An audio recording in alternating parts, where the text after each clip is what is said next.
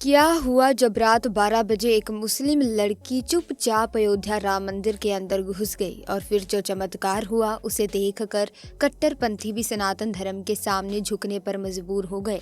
आज की इस वीडियो में बहुत बड़े चमत्कार से आपका साक्षात्कार करवाने वाली हूँ, जिसे देखकर आपको भी यकीन हो जाएगा कि सनातन ही सत्य है और जो राम का नहीं वो किसी काम का नहीं।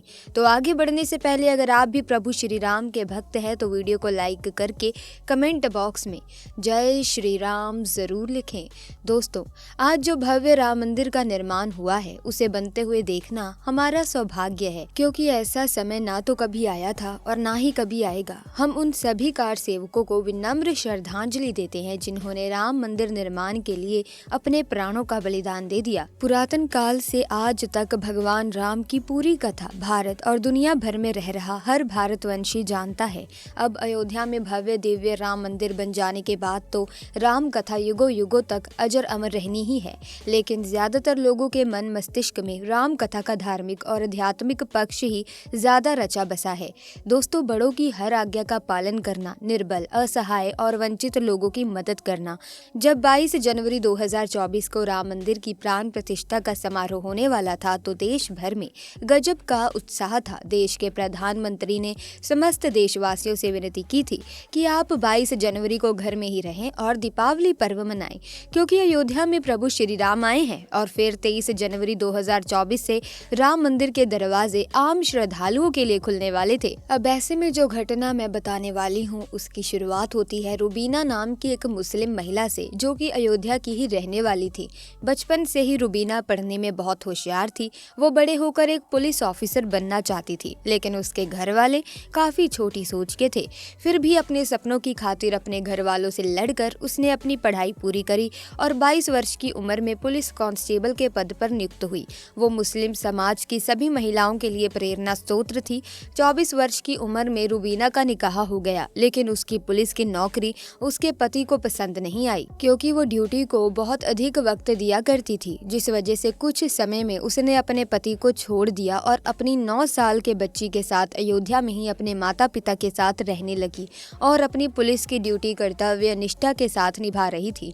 जब राम मंदिर की प्राण प्रतिष्ठा का समारोह होने वाला था तो देश भर से कई पुलिसकर्मी बुलाए गए थे, आर्मी के जवान बुलाए गए थे। उन्हीं में से एक थी रुबीना, जो कि राम मंदिर में भीड़ को नियंत्रित करने के तौर पर नियुक्त हुई थी। 16 जनवरी से राम मंदिर प्राण प्रतिष्ठा के कार्यक्रमों की शुरुआत हो गई। तब से ही वो सुरक्षा कर्मी के पद पर वहां पर नियुक्त हुई थी, लेकिन 23 जनवरी को रामलला के दर्शन आम श्रद्धालुओं के लिए खुलने वाले थे और संभावना थी कि तकरीबन 5 से 6 लाख श्रद्धालु उस दिन रामलला के दर्शन करेंगे।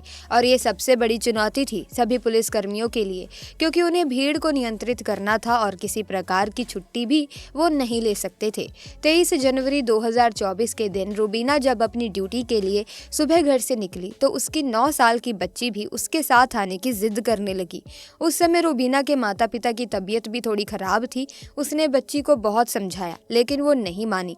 तब रुबीना ने सोचा कि वो उसे पुलिस चौकी में बिठा देगी, तो वो अपनी 9 साल की बच्ची मिताली को अपने साथ ले गई। सभी लोगों का कहना था कि तुम्हें इतनी छोटी बच्ची को इतनी भीड़ वाले इलाके में नहीं लाना था, लेकिन बच्ची तो मानने को तैयार ही नहीं थी। 23 जनवरी को संभावना के अनुसार भक्तों की बहुत ज्यादा भीड़ राम मंदिर परिसर में पड़ी, तो रुबीना ने अपनी 9 साल की बच्ची को पुलिस चौकी में बिठा दिया और एक सीनियर महिला कांस्टेबल को उसकी जिम्मेदारी दे दी और खुद भीड़ को नियंत्रित करने लगी। तभी से 3-4 घंटे हो गए। जब वो फिर से पुलिस चौकी अपनी बेटी से मिलने पहुंची तो उसने देखा कि उसकी बेटी तो वहां है ही नहीं। उसने चारों ओर देखा था, लेकिन उसकी बेटी का कोई पता नहीं था। वो बहुत ही ज्यादा घबरा गई थी और रुबीना के होश उड़ गए थे। वो महिला कांस्टेबल भी उस समय वहां पर नहीं थी। वो बच्ची को किसी और के भरोसे अकेला छोड़कर खाना खाने चली गई थी।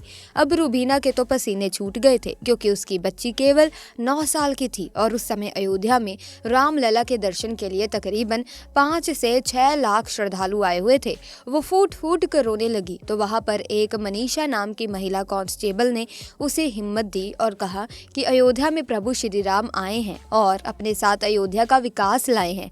तुम चिंता मत करो, आज का दिन बहुत ही शुभ है और तुम्हारे साथ भी कुछ भी अशुभ नहीं होगा। लेकिन रुबीना मुस्लिम धर्म को मानने वाली थी। उसने इन बातों पर विश्वास नहीं किया, लेकिन प्रभु श्री राम आज उसे अपनी अपनी बहुत बड़ी लीला दिखाने वाले थे। उस समय रूबीना अपनी बेटी को इधर उधर ढूंढ रही थी और उसका फोटो दिखाकर उसकी तलाश कर रही थी, क्योंकि वो पुलिसकर्मी थी। ऐसे में सभी पुलिस वाले भी काफी एक्टिव थे और हर तरफ केवल मिताली को ही ढूंढ रहे थे। लेकिन देखते ही देखते शाम हो चुकी थी। रूबीना ने अपनी बेटी को चारों ओर ढूंढ लिया था, लेकिन उसका कोई पता नहीं लग रहा था और वो उस समय हनुमानगढ़ी मंदिर के बाहर मायूस अवस्था में बैठकर फूट फूट कर रो रही थी। तभी वहां पर एक दिव्य साधु महाराज आए और उन्होंने रूबीना से कहा कि चिंता मत करो, तुम्हारी बेटी एकदम सही सलामत है, बस जरूरत है प्रभु श्री राम पर विश्वास करने की। अगर एक बार तुमने उन पर सब कुछ छोड़ दिया तो फिर तुम्हें चिंता करने की कोई जरूरत नहीं पड़ेगी। वैसे तो रूबीना एक मुस्लिम महिला थी, लेकिन अपनी बच्ची की ममता ने उसे अपना धर्म भुला दिया और वो प्रभु श्री राम के शरण में चली गई। उसने विनती करी कि अगर आज मेरी बच्ची सही सलामत मुझे मिल गई तो मैं हनुमानगढ़ी मंदिर में प्रसाद चढ़ाऊंगी और अपने पूरे परिवार के साथ राम लला के दर्शन करूंगी। और फिर जो चमत्कार हुआ जिसे सुनकर आपके भी होश उड़ जाएंगे। थक हार कर रूबीना रात्रि के समय उस स्थान पर ही सो गई। तभी उसे एक सपना आया। उस सपने में उसने देखा कि उसकी बच्ची मिताली राम लला के गर्भगृह में मौजूद है और उनके साथ खेल रही है। तो अचानक से उसकी नींद खुल गई। उसने अपनी बच्ची का नाम पुकारा और दौड़कर राम मंदिर के पास चली गई। लेकिन रात्रि के समय राम मंदिर के दरवाजे तो बंद हो चुके थे। उसे विश्वास हो चुका था कि उसकी बच्ची रामलला की शरण में है। तो उसने सुबह होने का इंतजार किया, लेकिन सुबह होते ही भक्तों की भारी भीड़ वहां पर उमड़ गई, क्योंकि सभी रामलला की एक झलक देखना चाहते थे। और जब सुबह प्रातःकाल सबसे पहले रामलला के दरवाजे खोले गए तो रूबीना उस समय अपना धर्म भूलकर राम मंदिर के अंदर प्रवेश कर गई और उसने सामने देखा कि मंदिर के मुख्य पुजारी उसकी बच्ची मिताली को गोद में लिए खड़े थे। अपनी बच्ची को पुनः पाकर रूबीना की सारी चिंताएं मिट गई थी। पुजारी जी का कहना था कि जब हमने सुबह मंदिर के दरवाजे खोले तो ये रामलला के गर्भगृह में मौजूद थी। अर्थात रूबीना ने जो रात्रि को सपना देखा था वो कोई सपना नहीं बल्कि सच्चाई थी, जो उसे साक्षात प्रभु श्री राम ने दिखाई थी। ऐसा चमत्कार देखकर रूबीना भी पूरी तरह से प्रभु श्री राम की भक्त हो गई। उसने इस चमत्कार के बारे में अपने पूरे परिवार को बताया और अगले ही दिन अपने पूरे परिवार के साथ रामलला के दर्शन किए। यानी कि प्रभु श्री राम केवल किसी एक धर्म के नहीं, वो तो सभी के हैं। जो उनके शरण में जाता है वो उनके हो जाते हैं। इस घटना के बाद देश भर में चमत्कार की चर्चा होने लगी। यहाँ तक कि कई मुस्लिम लोग भी रामलला के चमत्कार से हैरान थे। अगले दिन जो नज़ारा देखने को मिला वो वाकई में चौंकाने वाला था। मंगलवार का वो दिन विश्व इतिहास में स्वर्णिम अक्षरों में लिखा गया। मुस्लिम राष्ट्रीय मंच के 350 श्रद्धालु 6 दिन की पद यात्रा करके लखनऊ से अयोध्या श्री राम मंदिर रामलला के दर्शन करने पहुंचे। इस दल का नेतृत्व मंच के संयोजक राजा रईस और प्रांत संयोजक शेर अली खान ने किया और सभी ने उस दिन रामलला के दर्शन किए। सभी की आंखों में आंसू थे और मुख पर था जय श्री राम। दोस्तों, ये इतिहास का सबसे यादगार दिन था, क्योंकि तकरीबन 350 मुसलमानों ने रामलला के दर्शन किए और उनके महत्व को समझा। यहाँ तक कि उत्तराखंड के मदरसों में रामायण का पाठ पढ़ाने को लेकर फैसला लिया जा चुका है।